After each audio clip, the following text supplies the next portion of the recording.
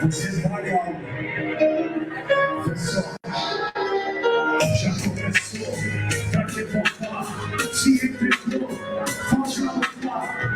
Eu resista, na vida é tudo passageiro. Mas meu irmão, resiste ao verdadeiro. Quem me dá,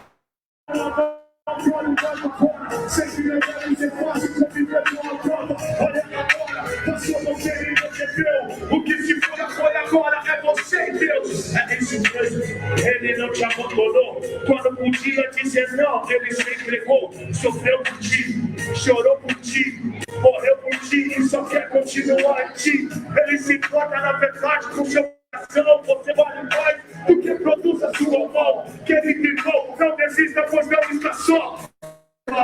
Creia no raiar e só, não desista agora, há mais para viver. Olha a vida lá fora, tá chamando você. Jesus te prometeu e não vai se esquecer. A garantia dele é com você. Não desista agora, há mais para viver. Olha a vida lá fora, tá chamando você. Jesus te prometeu e não vai se esquecer. A garantia dele é o amor de você. Lágrimas rolam na face como a chuva que cai. O desespero toma conta e a esperança vai embora. Como as balas, as fotos dos sonhos. Aonde veio que não fiz por que do abandono? Parece estranho dizer que logo vai passar. Mesmo que a dor insista, Deus não vai te abandonar. Acreditar mesmo sendo nada palpável é o que faz essa atitude ainda mais palpável. Parece ser mais sério. É complicado quando eu penso nos braços abertos, os cravos, os pregos, a cruz do sofrimento, o ódio, os vícios, a dor e esquecimento. Por um momento, pense num noivo fiel, que ama a noiva e sempre cumpre o seu papel. Só que a noiva vai de traição a abandono. Mas ele diz que você é a noiva dos seus sonhos. Não resista agora, a mais para viver. Olha a vida lá fora, tá chamando você. Jesus te prometeu e não vai se esquecer. A garantia dele é o amor de você. Não desista agora, a mais para viver. Olha a vida lá fora, tá chamando você. Jesus te prometeu e não vai se esquecer. A garantia dele é o amor de você. Veja bem, a vida como é que tá. Tudo mudou de lá pra cá. Essa semana pensa em desistir. Ele disse que eu te amo, por isso aqui estou. E vim aqui pegar meu louvor para o Senhor que me amou. Acima de tudo, eu sei como é que é. Eu sei é complicado andar sozinho dentro do fogo do seu lado. É complicado, irmão. Eu sei como é que é. Quando você me procura e não encontra a fé. Mas ele diz, você é meu filho, não te abandonei. Você é certo, por isso eu não errei. Quando eu pensei em você, há anos para atrás. Por isso eu fui na cruz, venci o Satanás. Você é capaz de vencer, levanta e vem pra cima. Porque eu te amo, vem comigo. Não desista agora, há mais para viver. Olha a vida lá fora, tá chamando você. Que se prometeu e não vai se esquecer. A garantia dele é o amor de você. Não desista agora, há mais para viver. Olha a vida lá fora, tá chamando você. Jesus te prometeu e não vai se esquecer. A garantia dele é o amor de você.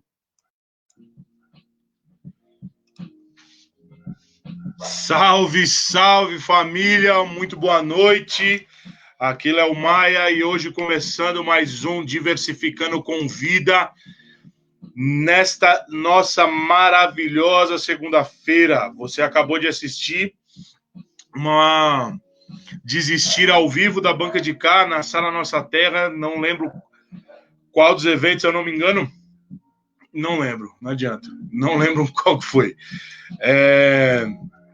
Que bom poder estar aqui, podendo trocar uma ideia, bater um papo, enfim. Esse é o Diversificando com Vida, todas as segundas-feiras, às 8h30, sempre com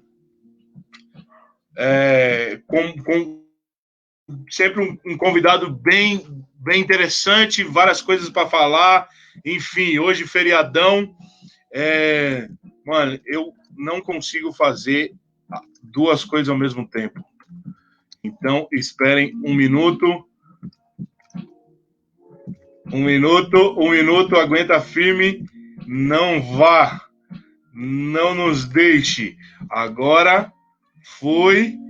Beleza, vamos lá. Entrando aqui. Ufa, conseguimos. Toda segunda-feira às 8h30 nós estamos aqui para bater um papo, para trocar uma ideia com uma galera, para comentar e para falar sobre várias coisas, vários assuntos. E hoje não vai ser diferente. Meu amigo Adonis Maia tem uma... Para alguns, o nome parece ser muito estranho, mas quando você ouvir a história dele, você vai ver o quão importante este garoto é para o rap cristão nacional, certo? Eu falo menino, mas já é tio, já tem uma idade.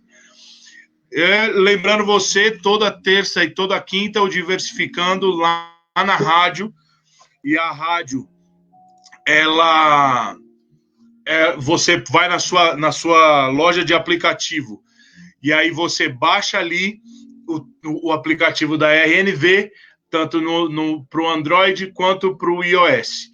E aí, na Apple ou na Play Store, Google Play, enfim, sei lá. Eu nunca manjo desse bagulho.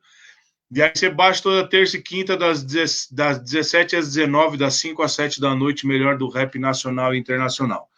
Gente, o convidado dessa noite é um amigo meu de longuíssima data.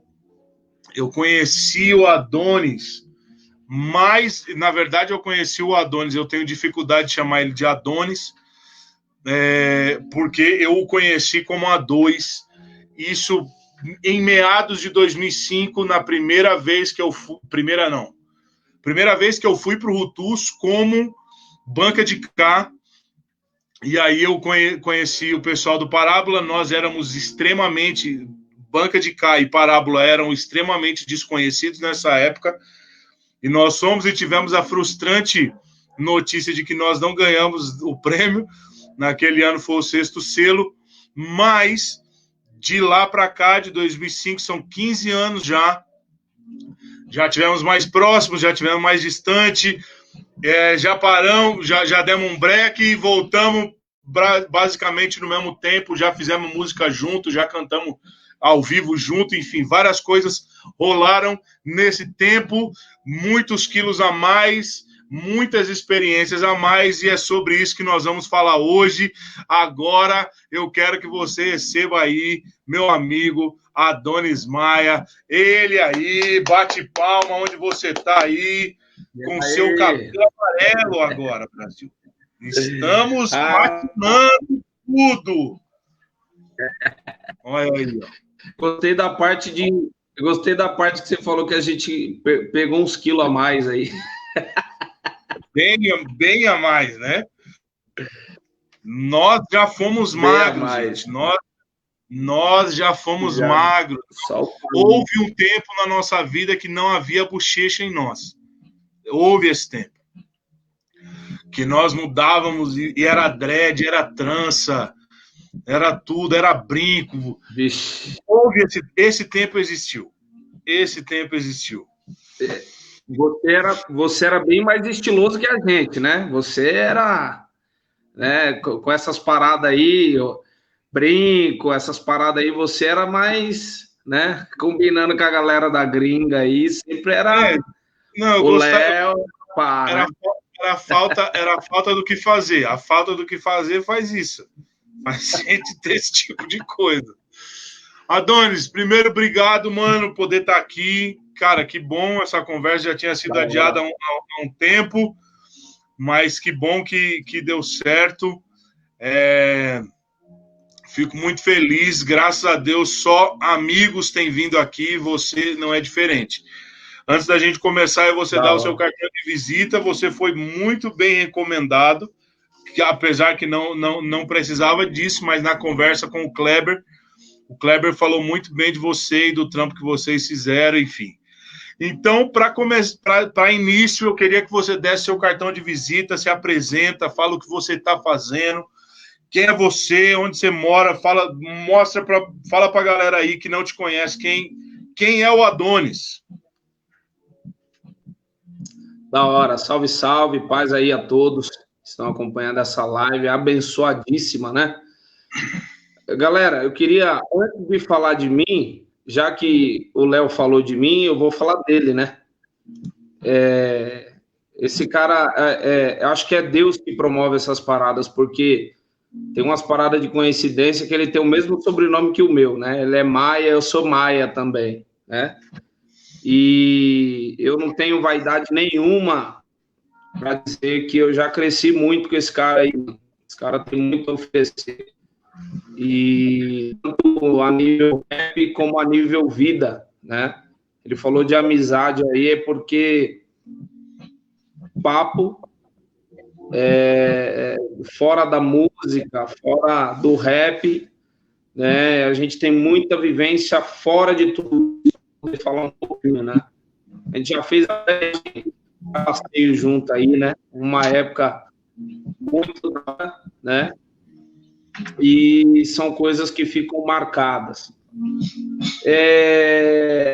Bom, falo de mim, a música é uma parada que sempre teve aí envolvido direto e indiretamente na minha vida. Eu sou meu pai é percussionista, né? Meu pai foi rasta, né? Meu pai era do reggae, sempre foi do reggae, ouve reggae até hoje, seus 55 anos, e eu tenho influência musical nas veias, né? No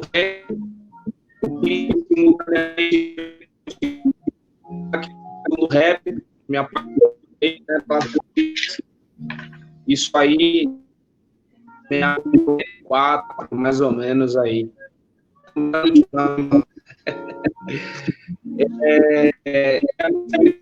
Como MC, ela deu Parábola, né? Parábola existe hoje, né? Numa roupagem diferenciada, mas existe hoje. Biofa é parceiro amigo. Tem bastante coisa me ajudado também. O mais engraçado, mais louco disso tudo é que ele tem estado presente na minha vida independente. Eu não compor mais o grupo, né? Eu saí do grupo em 2013, se eu não me engano. Quase 11 anos no grupo. Né? O influenciou muita coisa. Eu mesmo disse aí sobre as nossas conquistas, né?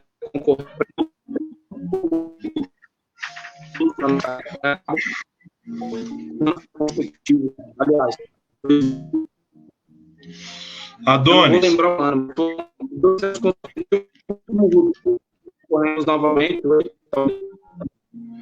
Adonis, deixa eu te falar. Eu acho, eu não sei se, deixa eu te falar uma coisa. Eu acho, não sei se é o lugar onde você está específico, que a conexão tá dando uma travada. A tua imagem, o áudio eu tô ouvindo, mas a tua imagem tá travada. Eu vou fazer o seguinte: sai desse link e entra de novo pelo mesmo link para ver se dá uma melhorada. Isso.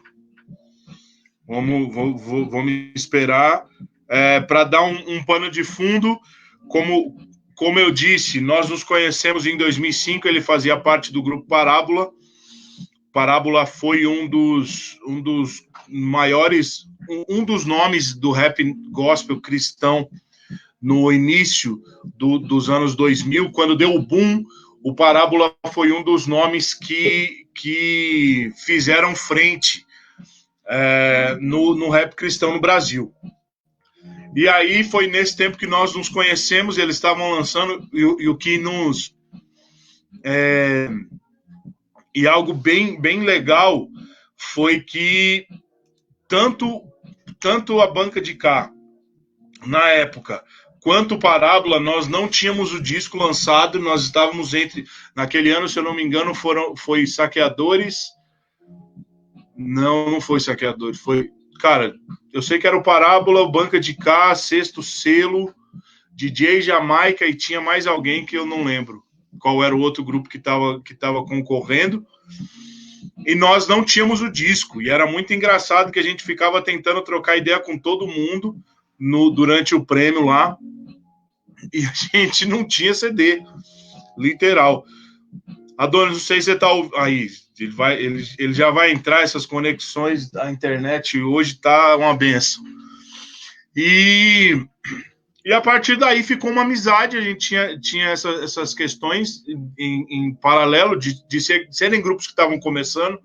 Banca de Cá extremamente, nessa época nós estávamos em Brasília, nós éramos muito desconhecidos, e aí começamos a ficar amigo dessa galera, e a gente ficou muito brother. E aí, em 2007, quando eu vim para Curitiba, antes de me mudar, nós fizemos um evento juntos, Banca de Cá, Parábola e Ao Cubo. Foi muito legal aquele evento. E nós voltamos, eu vou esperar, quando ele voltar, eu vou lembrar dessa história, não sei se ele vai lembrar. Nós voltamos de Curitiba para São Paulo com uma de van. Cara, foi muito legal essa viagem. E aí, em 2007, agora ele vai, agora vamos lá. Aí, ó, vamos ver, agora vai.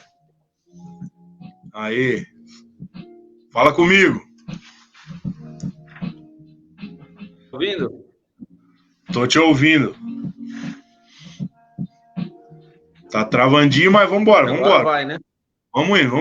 Não, então, tava explicando pra galera mais ou menos um resumo do que você tava falando, que a gente se conheceu em 2005 no Rutus. Aí, em 2007, eu não sei se você vai lembrar, velho, de um evento que foi Banca de Cá. Se eu não me engano, acho que o Rato veio de Florianópolis, Parábola e Ao Cubo, em Curitiba, que nós voltamos de van depois que a gente começou a zoar o Augusto. Não sei se você vai lembrar disso, isso foi em janeiro de 2007. Eu sei que em julho daquele ano, junho, o Adonis participou do DVD da Banca de Cá em 2007, que nunca saiu. Os DVDs da Banca de Cá, eles são assim, eles nunca saem, mas a gente já gravou um monte. E aí, depois disso, cara, a gente fez mais algumas coisas, daí começou o Patrono, enfim. E esse é o Adonis. Mano, deixa eu te fazer uma pergunta. Não sei se você tá ouvindo, é porque conforme você vai mexendo, tá dando uma travadinha. Aí travou novamente. Vamos esperar. Quando for, vai saindo, sai e entra de novo, Adonis. A conexão está terrível. Tá com a voz de robô aqui para mim. Agora você tá sem imagem aqui para nós. O áudio tá saindo, mas eu não tô. E aí, vamos ver. Para esse celular aí, vamos ver o que saiu. Peraí, talvez o problema possa ser aqui. Vou abrir aqui um pouco, vamos ver se vai melhorar. Não sei se é o feriado, enfim. Enquanto o Adonis não volta, e ajudem a interceder por essa conexão aí, eu queria fazer um comentário que era uma parada que estava no meu coração, e não me entendam por gente chata. E a galera não sai não, fica aí que vai dar certo, vai dar boa. Cara, eu acho que, e eu ouvi um comentário desse, achei até engraçado esses dias, não lembro onde é que foi, que o e-mail avisando que a pandemia acabou e que está tudo liberado não chegou para mim. Não chegou ainda.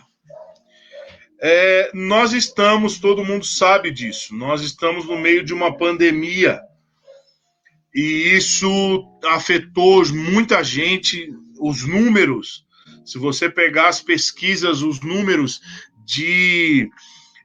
da depressão, nós estamos no mês de setembro amarelo,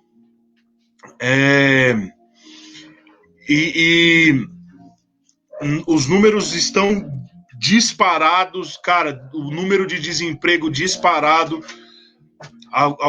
Não sei se vocês, acho que todo mundo está vendo o que está acontecendo na questão dos mercados e os números. Eu vi uma foto que um saco de 5 quilos de arroz é R$50. E aí eu me pergunto, mano, e todo mundo em crise, e daí financeiramente está todo mundo mal, mas aí entra um feriado desse, cara. Você vê os números, você vê o tanto de pessoas nas praias, você vê o tanto de pessoas nos parques. Eu me pergunto, para nós cristãos, com que autoridade nós vamos dizer depois que nós estamos servindo o nosso país? Eu me pergunto muitas vezes isso. A galera, às vezes, velho, a gente é cristão e estamos em pandemia e todo mundo sabe que não pode aglomerar, que não pode fazer um monte de coisa. E tá todo mundo, cara. Eu tenho fotos de vários amigos e, mano, e praia, e Deus abençoou, e Deus não sei o quê, e Deus não sei o quê. E, mano, aí quando fica enfermo vai pedir, vamos orar pela minha família, porque fulano, porque não sei quem. Cara, como é que você tem autoridade para servir o teu país, a tua cidade, se você não consegue nem se segurar quando é necessário? Vou esperar, o Adonis já voltou, era só meu momento de desabafo. Cada vez que cai as conexões, eu dou-lhe uma estilingada. Eu acho que agora deu uma estabilizada aí, ó, na rua. Estamos na extrema leste de São Paulo. Tá me ouvindo? Mano, agora não tem áudio, velho. Tá sem áudio. Não sei se é o fone. Vê aí. Não tô ouvindo. Tenta sem o fone, vamos ver. Mano, nada de áudio. Nada. Não tá saindo nada. Agora vai. Ixi.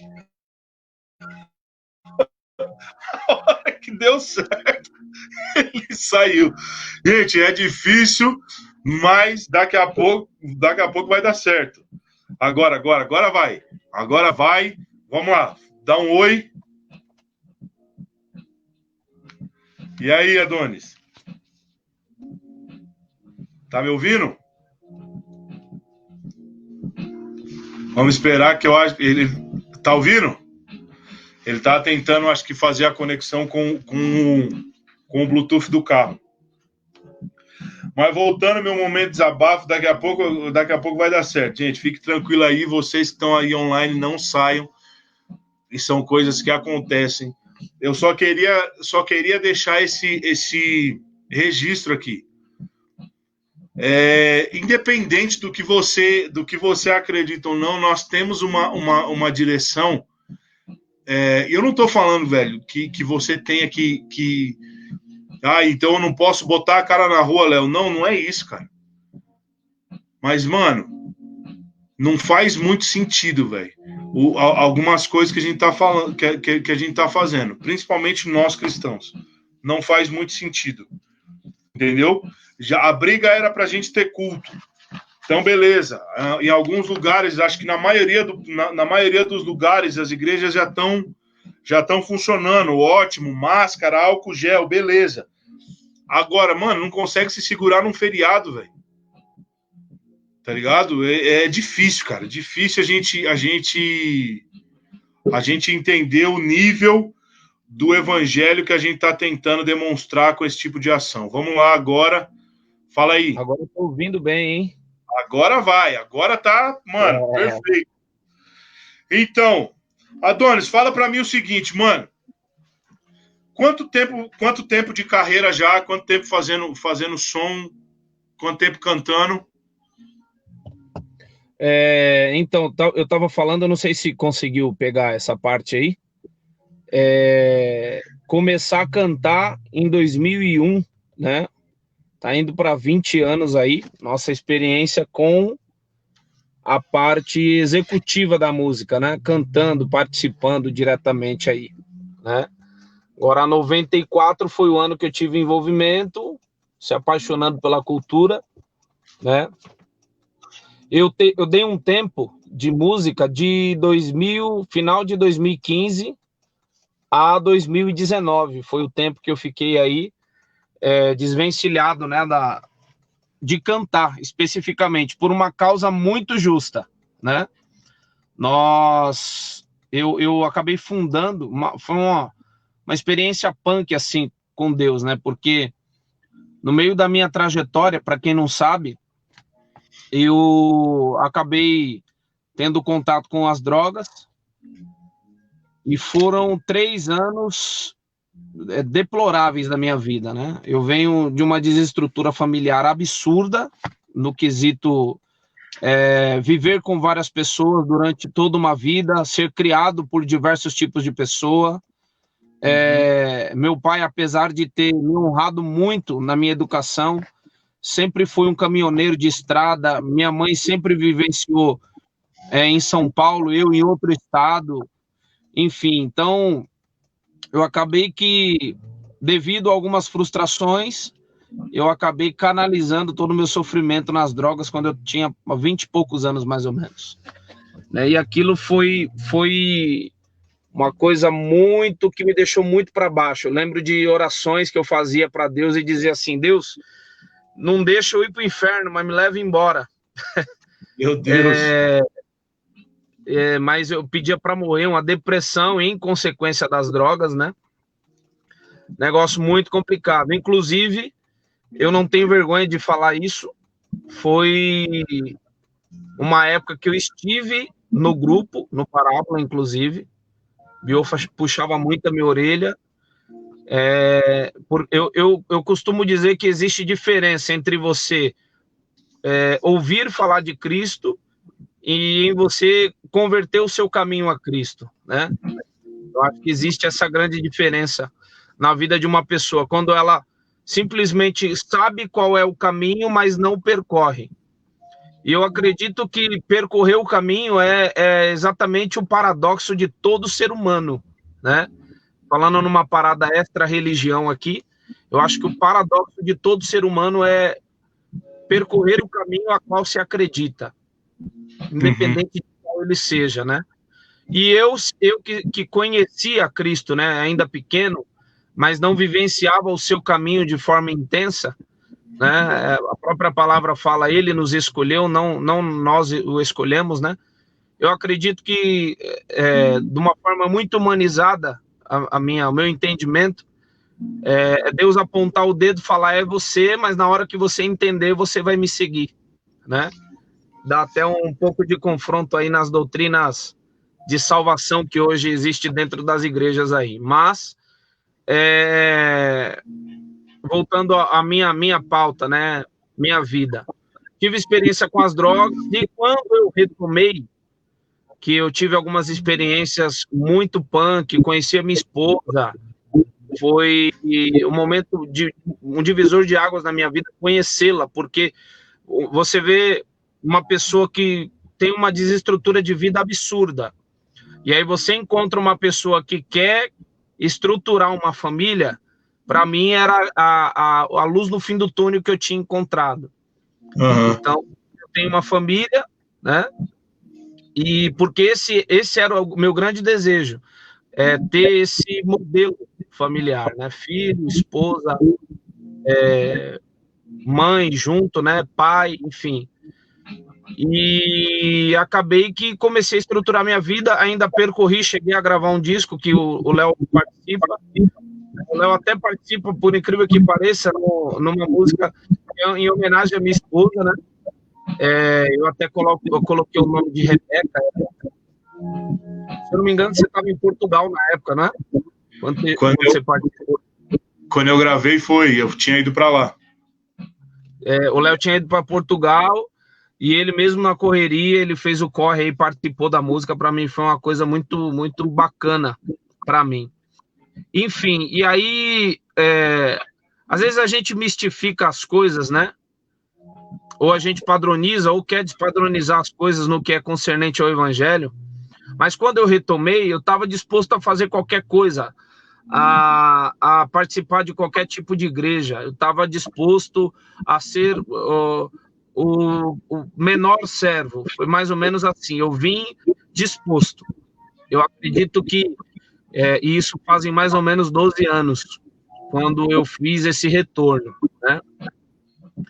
E com esse retorno eu cheguei a gravar o disco, que o Léo participa, Só que em uma das nossas orações, Deus usou um vaso aí para falar que eu ia trabalhar com casa de recuperação.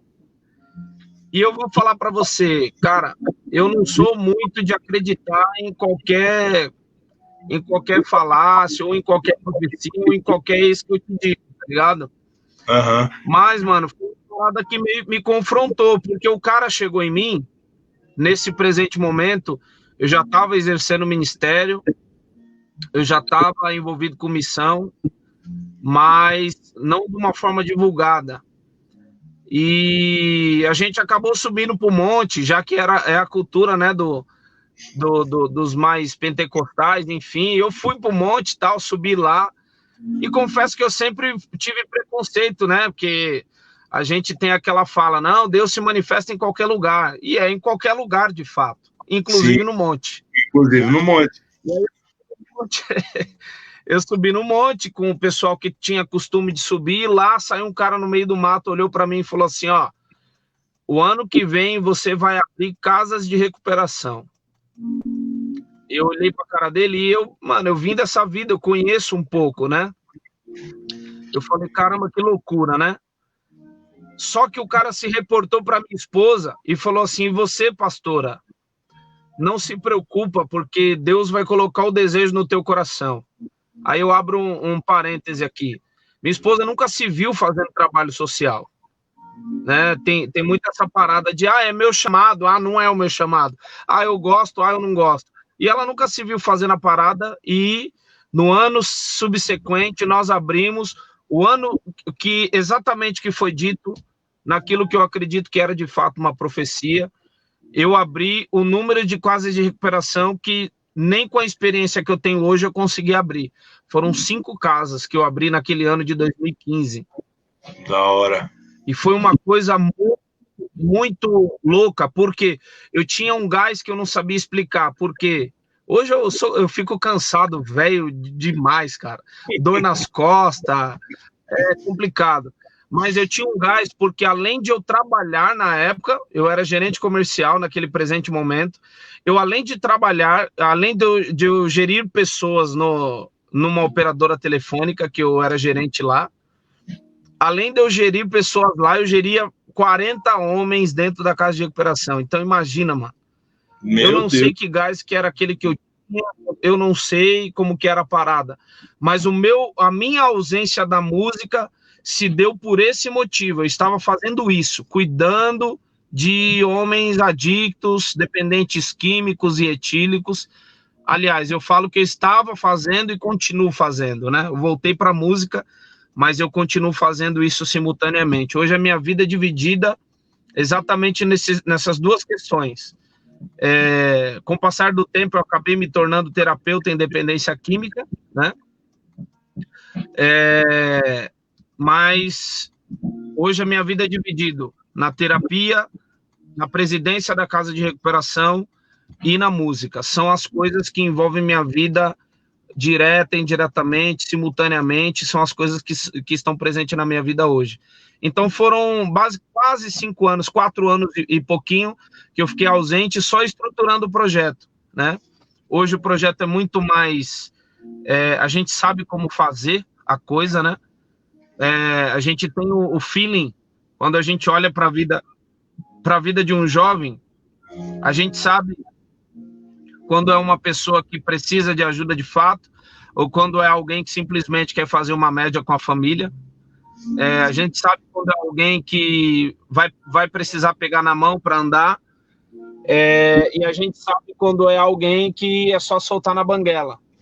A gente sabe quando é alguém que tem chamado, mas sabe quando é alguém que não é. A gente sabe quando é alguém que precisa da última chance e sabe que é aquela pessoa que simplesmente vai ter que ser amada. Então foram coisas que veio forjar na nossa chamada. O engraçado é que com o retorno, já que a pauta é música, né? Com o meu retorno, eu vou te ser sincero, falar com o meu amigo. Eu consegui executar coisas na música, retornando, que eu nunca consegui executar estando constantemente na música. Por exemplo, eu vim com a cabeça muito feita, cara, sobre o que eu queria de fato. Vim muito decisivo. As ideias que eu colocava, até com as questões das direções dos últimos videoclipes que foram lançados, eu chegava com o roteiro na mão. Os caras agora vão gravar clipe para mim e falam: cadê o seu roteiro? E eu falo isso na maior humildade do mundo, porque, cara, é uma vivência, cara. Você, quanto mais se aproxima do ser humano, mais você vai tendo sensibilidade da vida. Então, são exatamente as experiências que me cercam hoje. Hoje eu não vejo a minha vida sem o elemento humano próximo de mim. Mesmo sabendo que é a maior dificuldade você lidar com o ser humano, a maior dificuldade é você lidar com pessoas com problemas, mas eu acho que o evangelho se resume a isso, né? Na imperfeição de pessoas, mas com esse abraçar do amor, né? Eu acho que o evangelho é muito mais isso. Existe eu fiz uma analogia esses dias na rede social aí, sobre a frase da religião e a frase do evangelho, né? A frase da religião é: essa mulher foi pega em adultério. E a frase do evangelho é: troca as roupas, põe um anel, põe as sandálias, porque ele estava perdido e retomou. Então, cara, eu tenho vivenciado coisas que são primárias, né? Eu acho eu acredito que deva ter sido na sua vida, você conheceu o ministério. Eu acho que rodeia muito a vida do rapper cristão, né? Essa parada de ter antes uma chamada para saber onde tocar no quesito musical, no quesito sentimental, ou até mesmo numa ministração, até mesmo numa fala. Eu acho que é muito empírica a ideia de ser um rapper cristão, né? Tem uma galera hoje aí, até no secular, que falam de temas padronizados, né? Você vê a galera do trap só fala de maconha, de bunda, nada contra, é a proposta deles, né? A gente não tá aqui para desmerecer ninguém, mas e você vê que muitas vezes não é isso que ele vive, né? Mesmo sendo uma coisa que eu não concordo, mas não é aquilo que o cara vive. Eu até conheço o cara que vai na igreja, que faz trap, e não concorda com o que canta, tá ligado? Então é uma parada meio sinistra, mano. Então isso, eu acho. Mas esse é um assunto, velho, que a galera já tá cansada de me ouvir falar, porque para quem, velho, a gente vem dos anos 2000, que é a época de ouro do rap, foi nos anos 90 nos Estados Unidos. Mas nos anos 2000 no Brasil não existe nada que se compare, ainda que o dinheiro tenha entrado agora, nada se compare a quem viveu o rap nos anos 2000 no Brasil. Isso no rap num todo, tipo de shows, de eventos beneficentes, enfim, várias paradas que rolavam. Não era tipo que nem agora, os caras só fazem evento em balada. Tem a baladinha, não sei o que, aí veio fulano de tal e canta, e óbvio, o rap entrou em alguns lugares que não entrava antes, que era como Rock in Rio, Lollapalooza, essas paradas. Mas o problema todo, mano, nos dias de hoje, é que falando da questão do rap, tem que falar pra mim, rap e trap é a mesma coisa.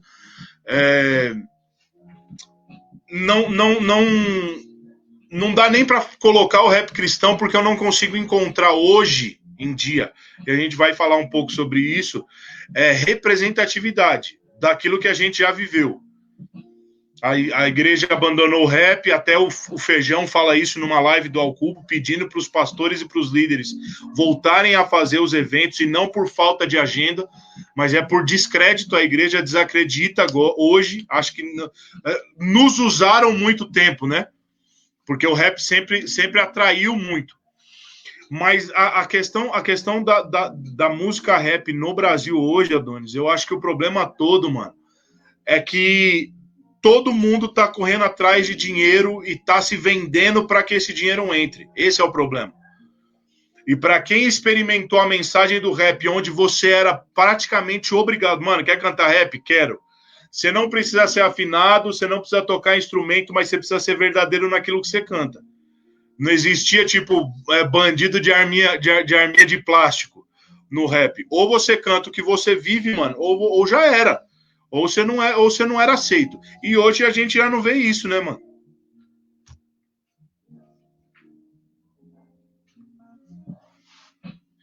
Mano, eu acho que você apertou o botão do mute aí. Vê aí certinho. Teu microfone aqui tá aparecendo mutado. Ah, peraí. Aí, pronto. Vai lá. Foi. Eu concordo com tudo. Eu concordo com tudo que você disse aí. Justamente por aquilo que a gente viveu. É que tem uma sina, cara, porque a música ela é tão... ela não é uma propriedade, né? Para você falar assim, pô, é minha, ninguém faz, né? Ela tá aí para quem quiser fazer. Agora, obviamente que algumas pessoas, a gente cria uma certa política, né? No bom sentido da palavra, a gente acaba criando uma política porque a gente acompanhou quem é raiz, vamos dizer assim.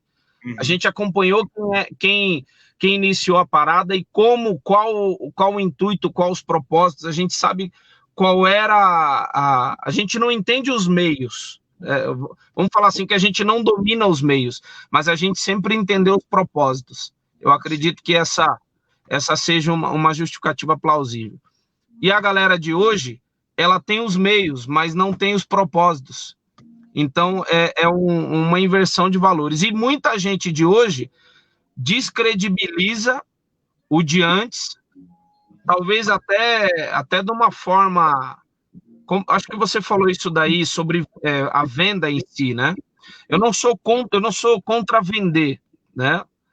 Eu acho que até acerca da live do Feijão que você pontuou, nós fomos muitas vezes, né? Em igrejas, eu não estou aqui para falar de mal de igreja nenhuma, mas eu vou falar mal do sistema da igreja, né? E o sistema da igreja é exatamente esse: arrecado, e quanto mais eu puder arrecadar, melhor. Só que às vezes a arrecadação, tem alguém no meio dessa arrecadação que está sofrendo, que está se sacrificando.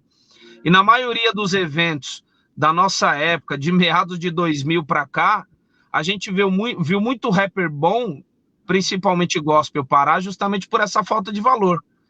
Então, no nosso quesito, se nós vendêssemos, nós não era tido corretamente como as pessoas corretas da fé. Éramos tido errado, como mercenários da fé. Mas muitas vezes, essas próprias pessoas que nos consideravam mercenários por cobrar, eram as pessoas que estavam lucrando. Quem não queria que nós cobrássemos, tirava uma oferta absurda naquele dia, com cantina, com a semeadura de quem ia, talvez no ingresso, pagava, ou talvez na oferta, enfim. Só que eu acho, inclusive nesse tempo de pandemia, eu acredito que isso veio para desmistificar muito essa ideia sistêmica que existe hoje no Brasil, né? Eu não sei se você vai concordar comigo, mas eu não sei exatamente quando essa quarentena acaba. Eu não sei exatamente quando que esse coronavírus vai embora, se é que ele vai embora de fato. Mas eu vou te falar uma coisa: o coronelismo gospel, se é que eu posso assim chamar, eu acho que caiu por terra, negão. Porque às vezes a dificuldade, a tribulação, ela vem para revelar tanta coisa, cara. Ela vem para nos mostrar tanta situação. Por exemplo, eu pastorei igreja também, né? Claro que num modelo diferente, mas eu pastorei igreja. Até antes da pandemia eu tinha uma igreja física. Só que eu não pensei duas vezes antes de fechar, né? E para mim, quer que eu te falo? Para mim foi muito mais gostoso transferir quem acompanhava a igreja física para a igreja social, que é onde fica o meu projeto, a minha ONG. Uhum. Parece uma coisa assim que veio para unificar a igreja, a instituição com a igreja social. Acho que veio para fazer uma junção, no meu caso, tá? Só que eu vi muita gente frustrada, cara. Eu vi muita gente frustrada no meio da pandemia. Eu vi gente que quem fechou a igreja, quem abaixou a porta, eu vi gente sendo julgado como falta de fé, como quem não é homem de Deus, tá ligado? E, lamentavelmente, a gente acaba dando ouvido para essas coisas, né? A gente acaba tendo as orelhas, porque acho que tem dois lados sempre, né? Tem sempre o bom e tem sempre o ruim para falar. Mas a gente acaba dando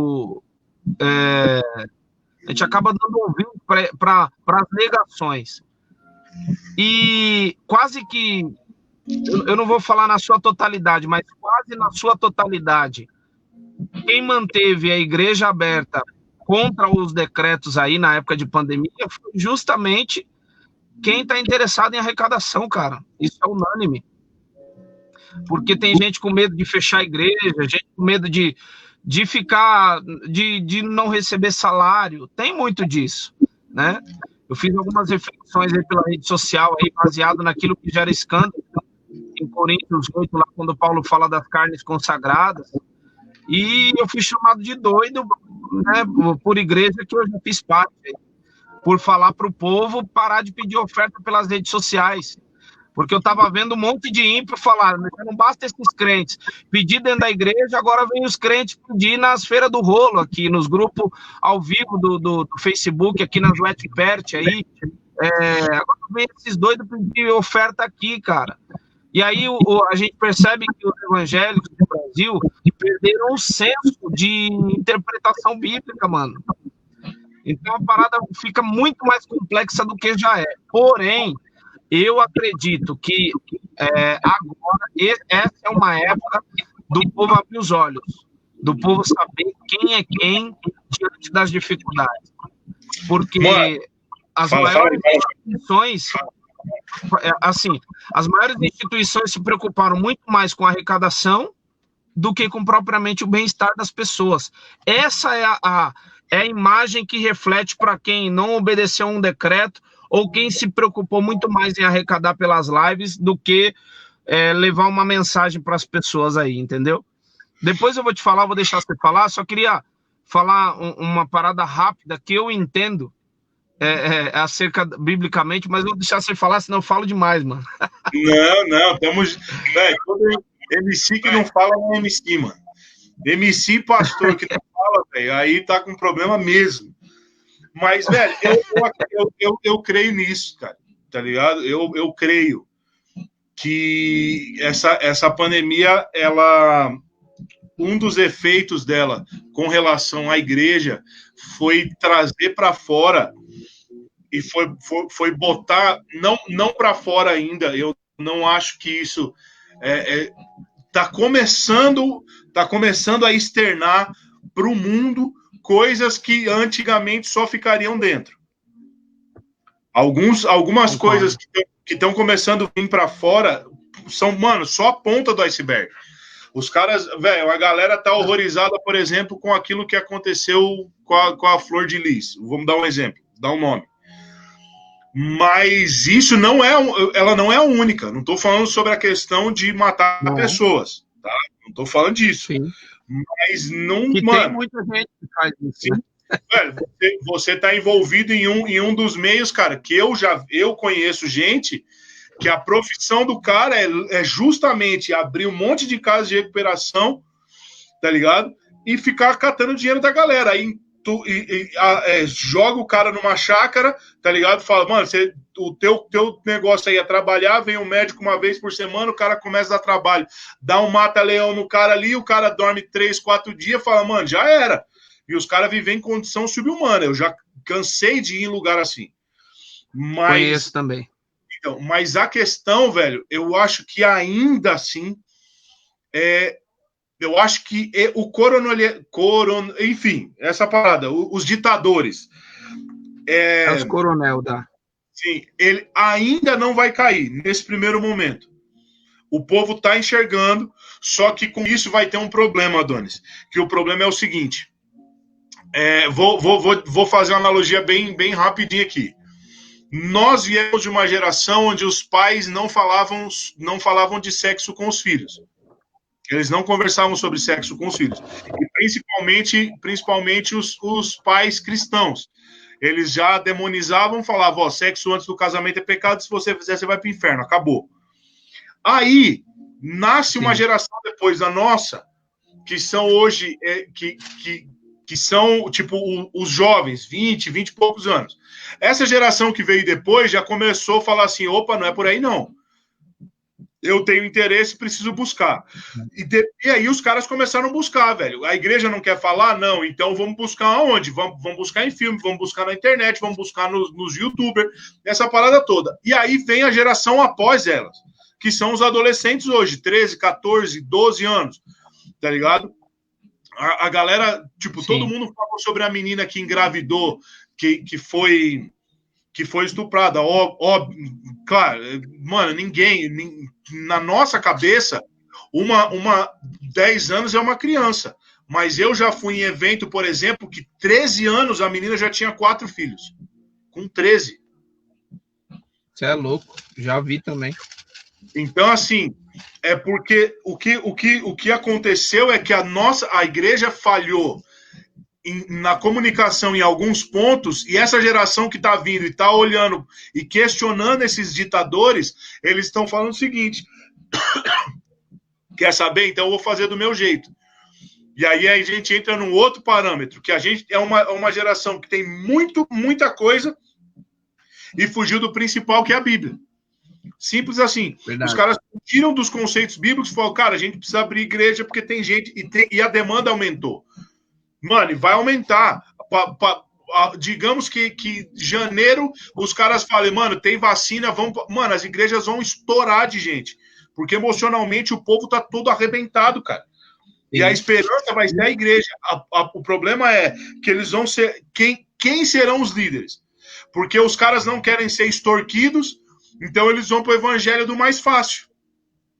Onde, verdade, mano, vamos abraçar os caras de qualquer jeito e aí vamos que vamos.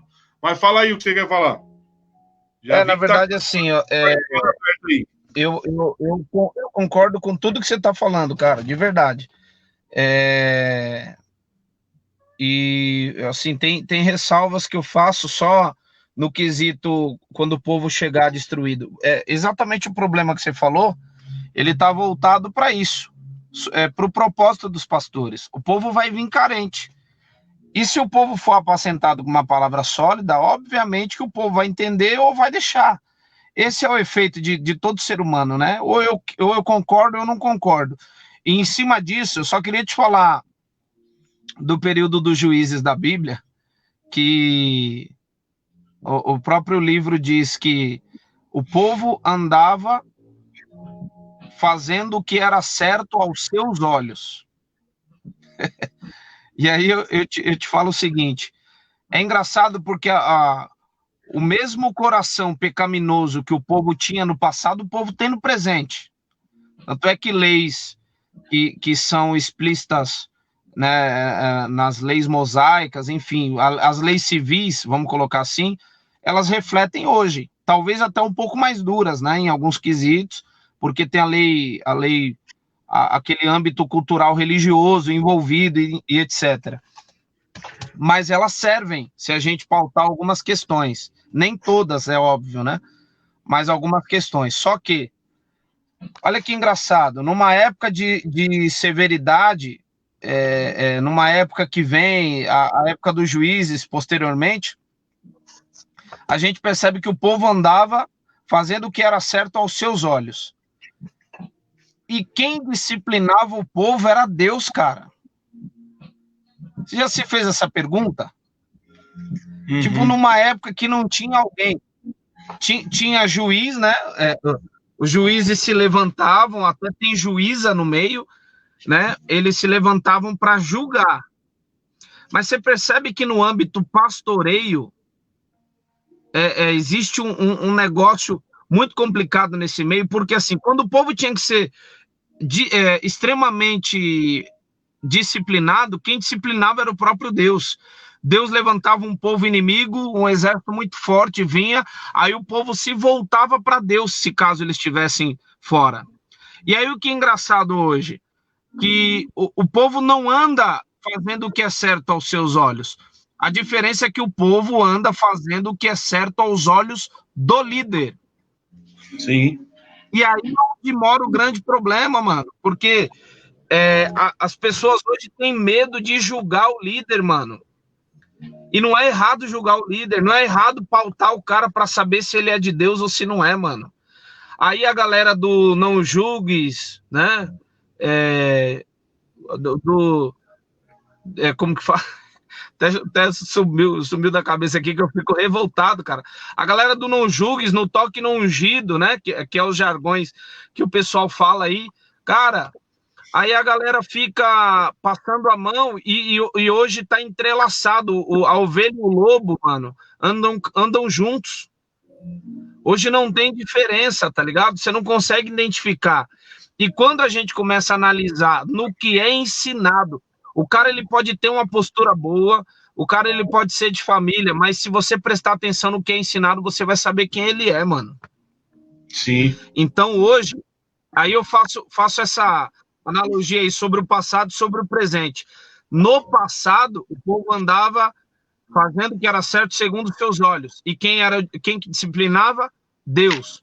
Hoje, o povo faz o que é certo segundo os olhos do líder. Você já pensou a chegar diante do julgamento e falar assim, Deus, mas eu falava isso porque o pastor mandava. Hoje a galera não tem uma independência cristã, mano, para ser julgado pelos próprios atos. A galera não conhece o que elas seguem. A galera, tipo, não pauta a vida delas em Cristo, na caminhada de Cristo, mano. Hoje é muito rito, é muito ritual e pouco evangelho, tá ligado? E se é tão simples, é tão simplista, eu posso até ser interpretado de forma errada no que eu vou falar. Mas assim, eu acredito muito no espelho que os apóstolos são. Eu sou ortodoxo para os quesitos bíblicos, certo? Mas como eu sei que nem todo mundo vai embasar a vida dela na Bíblia toda, fica só uma dica: embasar a sua vida em Cristo, na história de Cristo, nos passos que Cristo dava. Porque eu acho que os cristãos vão ser melhores nesse ponto se imitar a Cristo, cara. Aí, porque se não entra, eu vou te falar o que eu vejo, tá? Eu vou participar da campanha dos aventais de Paulo. Porque se os aventais de Paulo curavam no passado, os aventais vão curar no presente. Existia um motivo, um propósito, um porquê e um pra quê na época. Hoje é arrecadação, mano. Na época, Paulo mandava os aventais porque ele não conseguia se desdobrar em 2. Hoje a galera consegue se desdobrar em 100 mil, mas estão imitando o que não se deve imitar. Então é basicamente a minha ideia sobre essa questão. Agora, eu vou te falar, cara, eu acho que eu, você e uma leva, eu vou falar de caras que eu tô tendo contato aqui ultimamente, Rato Reverso, eu vou te falar dos Mensageiros, vou falar do Tom Calvário, que é essa galera que você conhece, que você andou lá pelo Sul, lá, muito mais do que eu. Essa galera tem um posicionamento de influência sobre os pecadores muito mais do que qualquer pastor, cara. De verdade. Porque a música ela tem o poder de tocar no coração, na alma, ela tem poder de alcançar as pessoas na sua fragilidade e falar sobre o que é o caminho, a verdade e a vida de fato, irmão. E vou te falar, nós temos ainda aquela ideia de protesto do ano 2000 nas mãos. É só querermos. A questão dividindo em 2 pontos, é sobre pautar a vida em Cristo. Eu acho que isso é o evangelho, fora disso não tem como. Cara, esse é um assunto que a gente poderia ficar 300 anos aqui trocando ideia, e você tem vários exemplos. Eu estava conversando com a minha esposa. Você vai pegar numa coisa simples que é o aconselhamento. Há muito tempo, cara, que eu liderava pessoas e fui liderado por pessoas que chegavam e falavam o seguinte, falavam assim, não faça isso, não vá nesse lugar, não ande com essa pessoa, não faça tal coisa. E a pessoa, mano, sem sem pestanejar, deixava de ir, deixava de falar, deixava de fazer, porque era uma direção do líder, e não questionava isso. Cara, como assim? Não posso fazer, não posso andar? Cara, eu conheço pastores que falavam, não fale mais com seu irmão, dividia famílias. E eu estava conversando até esses dias com a minha esposa, cara, sendo bem raso, tá? Que um pastor, ele não tem autoridade dada por Deus para mandar em alguém, mas direcionar. Direção é uma coisa. Eu iria por aqui. Eu, se fosse você, ia por aqui. Ordem é coisa diferente, verdade.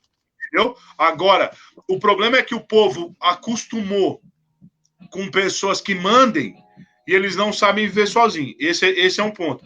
E agora, sobre a questão da música, eu acho que falando da questão do rap cristão, e o que eu sinto, assim, eu sinto, ouvindo algumas coisas que eu ouvi agora, ouvindo essas playlists de Spotify e tal, que tanto o trap secular quanto o rap cristão hoje, eles se assemelham muito no quesito de falar muita coisa que não é a vida dos caras, tá ligado?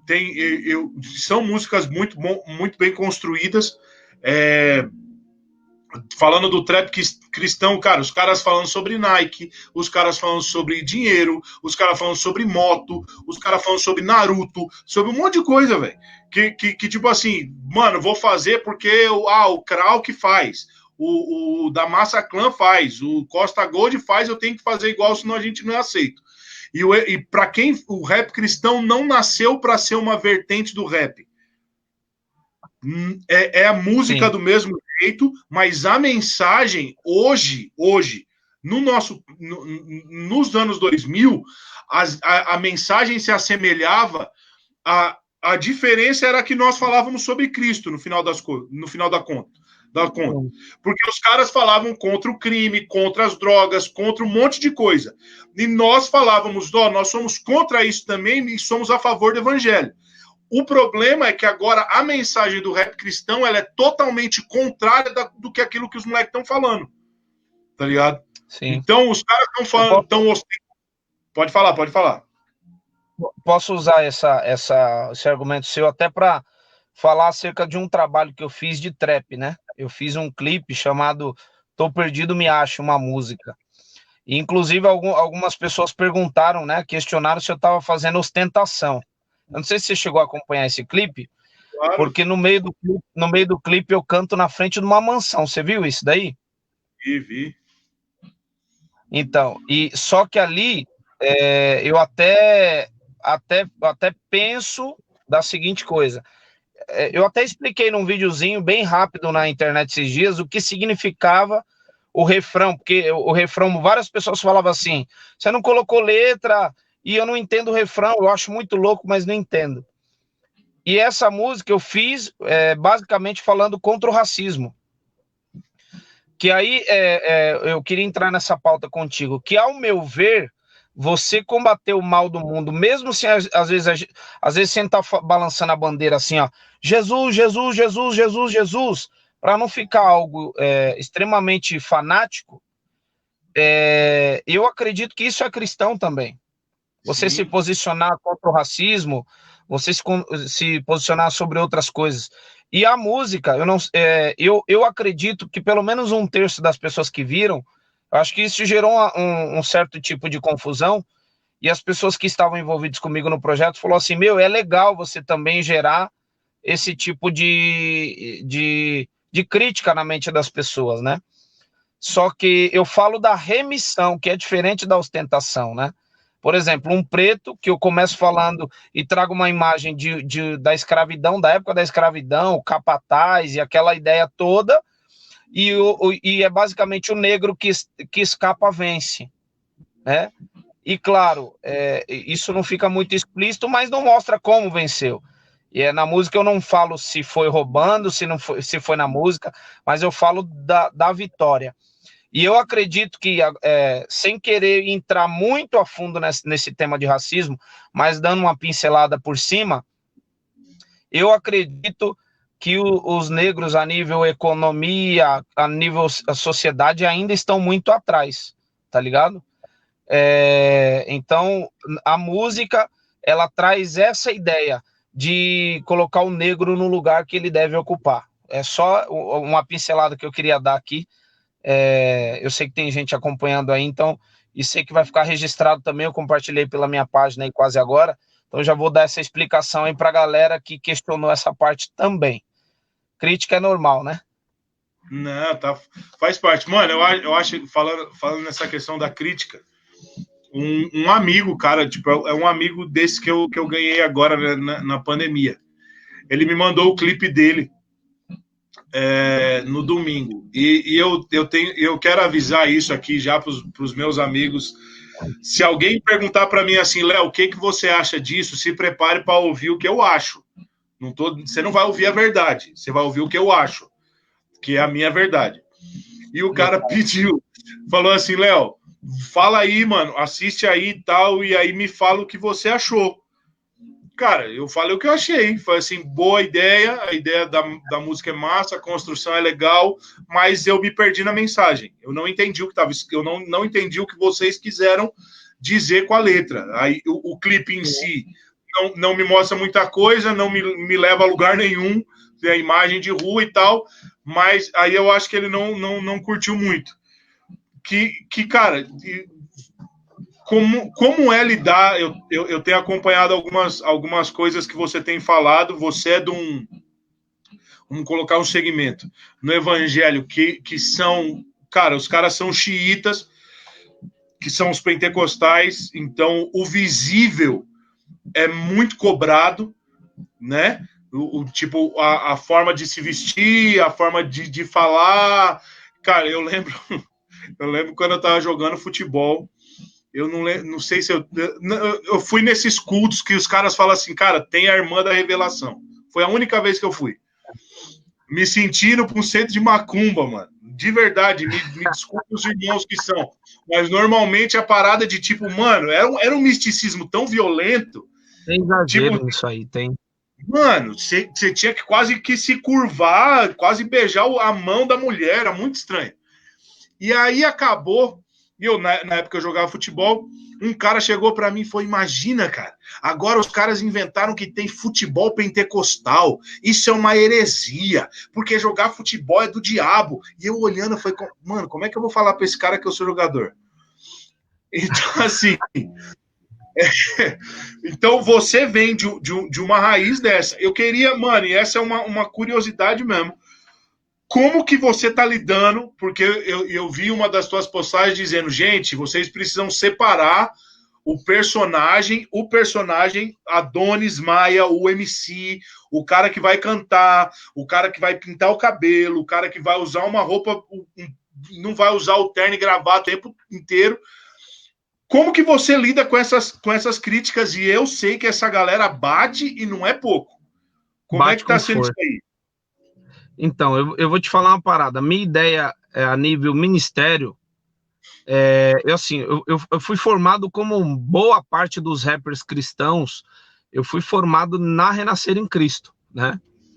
Só que na Renascer, eu cheguei a ser líder de jovens, eu fiz curso de dirigente de igreja lá, só que eu era muito jovem, né?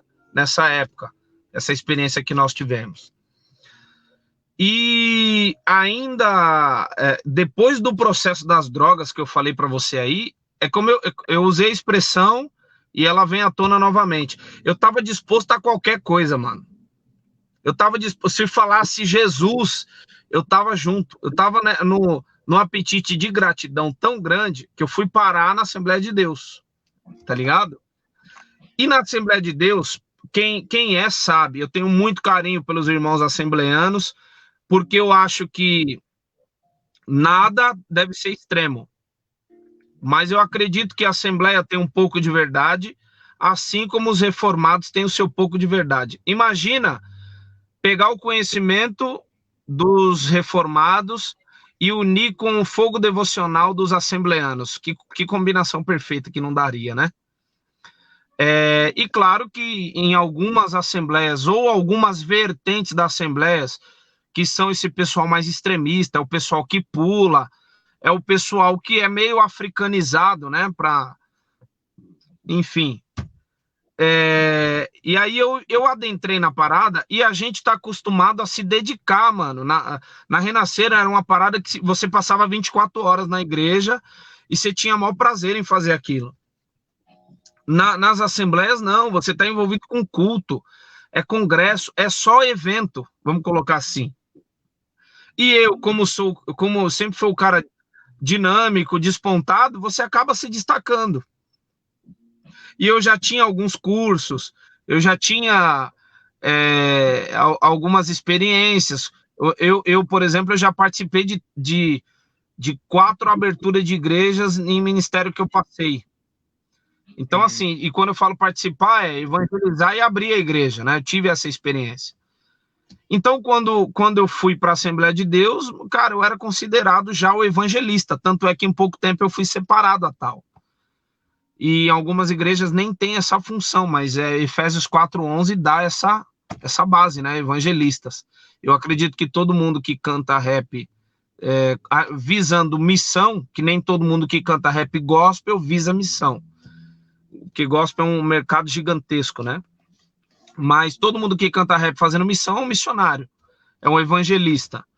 Enfim, eu me destaquei e, para resumir a história, que é longa, eu acabei estudando na faculdade de Antioquia, que é a faculdade que o bispo da Madureira fez lá, né? Que é o pastor Roberto dos Santos, que é de Brasília, você deve conhecer.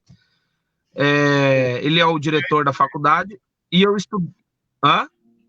O nome não me é estranho.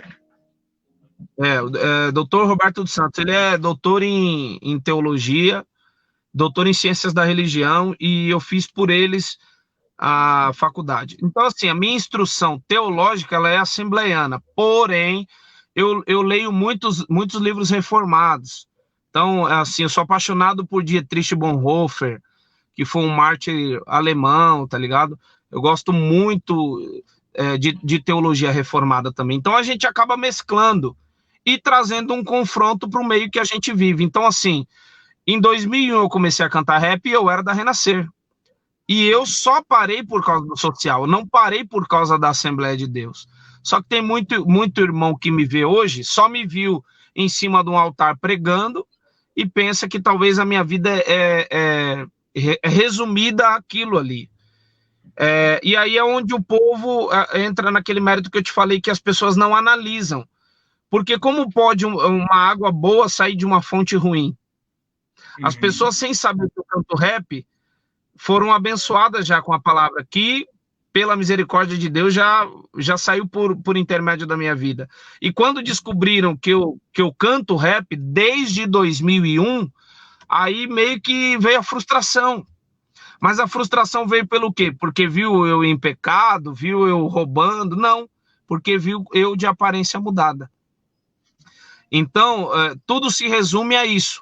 Eu nunca, nos últimos 5 anos, eu não revelei isso publicamente porque eu estava interinamente envolvido com a questão social, e os assembleanos, eles internam mesmo as pessoas comigo lá, e eu cuido, e a pessoa sai, tem bons resultados, tem alguns que não têm bons resultados, porque o trabalho ele não é unânime, né?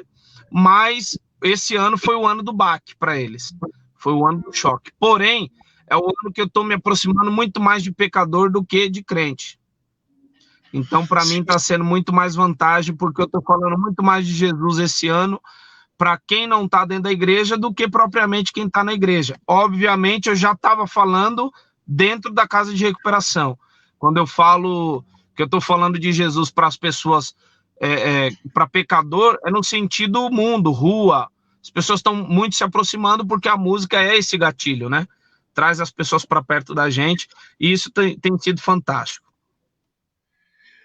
Cara, o negócio é muito complexo. Eu também, nesse ato, porque eu fiquei muito tempo fazendo coisas fora do país com a música, e aqui dentro eu estava cuidando de pessoas. Nesse retorno de forma efetiva, muita gente se assustou. Falou assim, velho, não faz muito sentido aquele cara do púlpito, que abre a Bíblia, prega, ensina e que ministrou minha vida é com esse cara agora de boné, camisa um pouco mais larga, e eu amo falar isso, que eu só uso roupa larga porque eu me sinto confortável com ela, porque eu, além de ser grande, eu sou gordo, então eu não gosto de ficar apertado, não tem como. Então não é questão de rebeldia ou de nada, velho, é gosto, eu amo, eu gosto. Tipo, tem coisas que eu gosto, que eu fazia quando eu era solteiro, que hoje, casado, eu já não faço. Tem coisas que a idade chega e já não permite, tá ligado? Mano, enfim. Mas a galera se assusta. Essa ideia é histórica também, né? A galera não conhece a própria história, por exemplo. Às vezes a pessoa vem falar que saião e terno é roupa de crente, mas na verdade isso é influência dos próprios fundadores da Assembleia de Deus no Brasil, né? Porque, por exemplo, Gunnar Vingre e Sarah Vingre, quando vieram para cá, eles se vestiam exatamente como os seguidores da igreja se vestem hoje. Então, eles vieram de um país frio. Eu acredito que se eles viessem da Escócia, eu acredito que os crentes homens hoje usariam saia. Imagina só. Cara, isso é muito o povo, e isso, cara, eu andando em alguns países na América do Sul, eu acho que isso trava um pouco quando, por exemplo, eu fui em três países na América do Sul que se assemelham ao Brasil no quesito a influência americana com relação às ações, tipo, tanto na música quanto na igreja. Uma igreja extremamente americanizada, os termos em inglês, enfim. Só que quando você chega na América Central, e quando eu fui para o México, eu falei assim, cara, no México deve ser uma influência violenta. Você chega lá, mano, batia e voltava. Os caras estão mano, fronteira, são vizinhos dos Estados Unidos, e fala aqui não.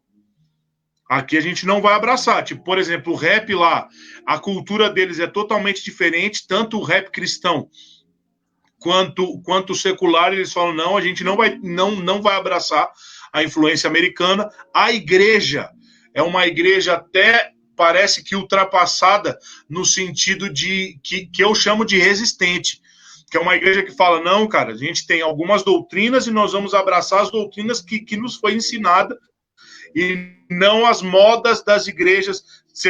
Cara, eu fui em uma comunidade lá que tinha parede preta, por exemplo. Tá ligado? Então, que os caras bateram muito. Então, a questão dos países mais financeiramente mais fracos, vamos colocar assim, de terceiro mundo, taxado como terceiro mundo, eles vão sofrer a influência do mais rico com a mentalidade de, mano, se eu imitar o cara, se eu fizer aquilo que ele faz, logo eu vou me tornar aquilo que ele é. Então, na aparência, entendeu?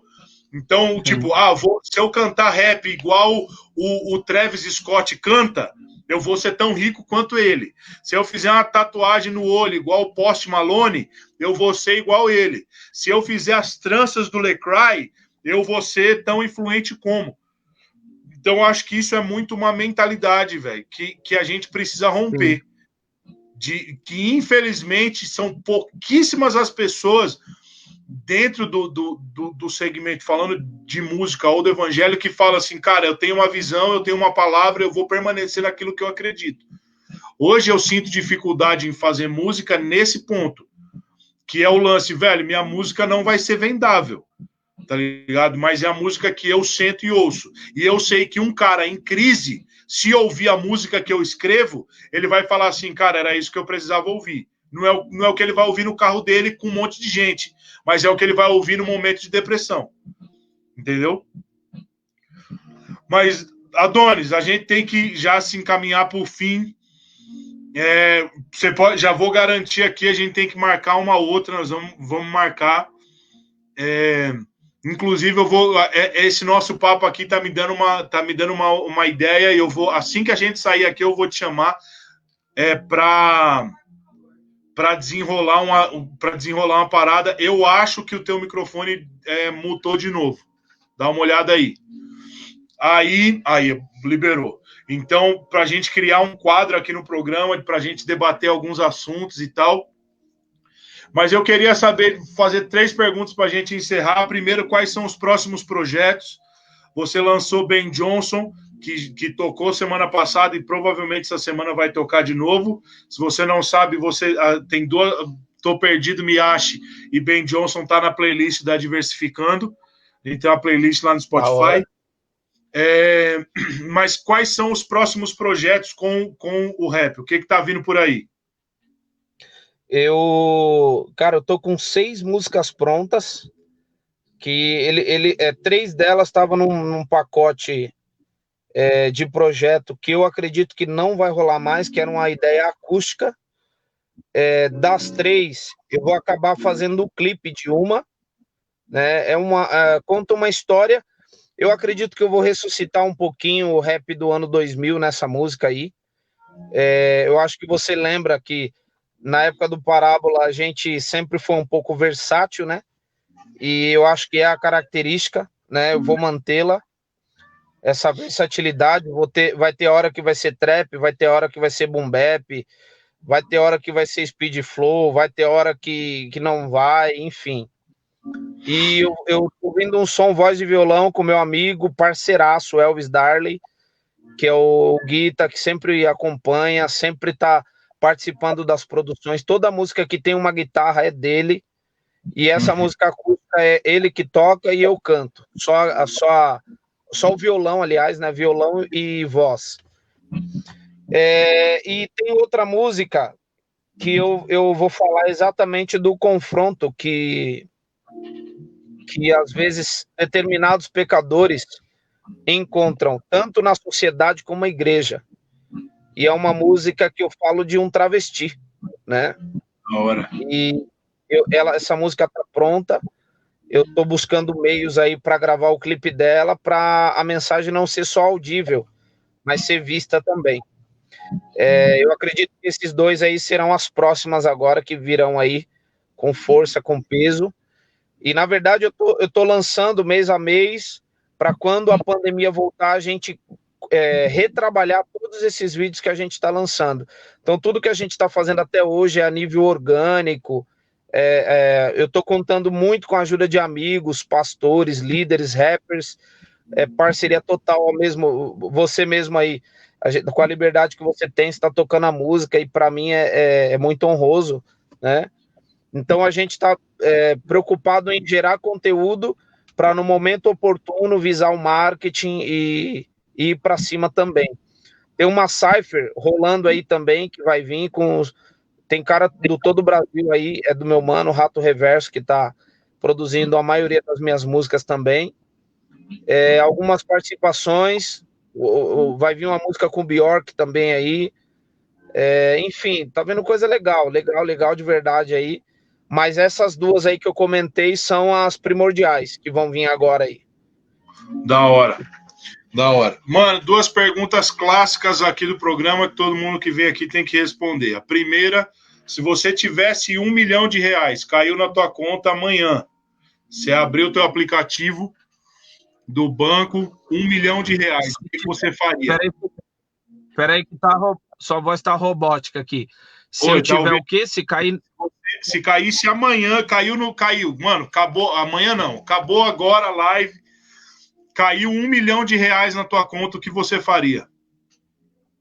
1 milhão? Eu vou te falar, de primeira instância, eu compraria uma fazenda para casa de recuperação. Eu não sei pensar em outra coisa primeiro. Eu acho que eu compraria, porque ainda eu pago aluguel na ONG lá, então eu compraria uma fazenda que eu acredito que com 500 mil eu compro uma fazenda para cuidar tanto de homens quanto mulheres, e lá eu faria a sede do projeto. E com os outros 500 mil, acredito que já em segundo plano, eu honraria a família, né, com, sei lá, minha esposa tem uma loja virtual, né, então acredito que em segundo plano honraria ela, né, abrindo uma loja física, e em terceiro plano eu investiria na música, deixava pelo menos uns 100 milzinho aí para investir na música aí. Esses seriam imediatos. Da hora. E a última pergunta é a seguinte, mano, pensa bem, velho, porque essa pergunta para mim, na minha cabeça, velho, são as respostas mais estranhas que eu já ouvi. Depois de conta do Kleber. Cara, acabou a pandemia, vacina, todo mundo de boa. Um lugar do mundo, você pode tocar em qualquer lugar do mundo, qualquer lugar. Você pode fazer um show em qualquer lugar do planeta. Que lugar seria esse? Mano, eu vou falar até a gíria da música. Eu sou bem Johnson pra esses bagulho aí, mano. Porque eu não tenho, apesar de ter ido só pra fronteira da Argentina, que eu nunca saí do Brasil propriamente dito, né? Mas eu não tenho desejo de ir para países de primeiro mundo. Eu só tenho desejo de ir para países pobres. Eu tenho um amigo meu, missionário, o Fred Mesquita, ele já veio para o Brasil, já recebi ele aqui. Ele mora em El Salvador. Se não é o país mais violento do mundo, ele é o segundo país mais violento do mundo. Eu tenho um enorme desejo de ir para lá. Eu tenho um enorme desejo de visitar um projeto que nós ajudamos lá na África, lá, né?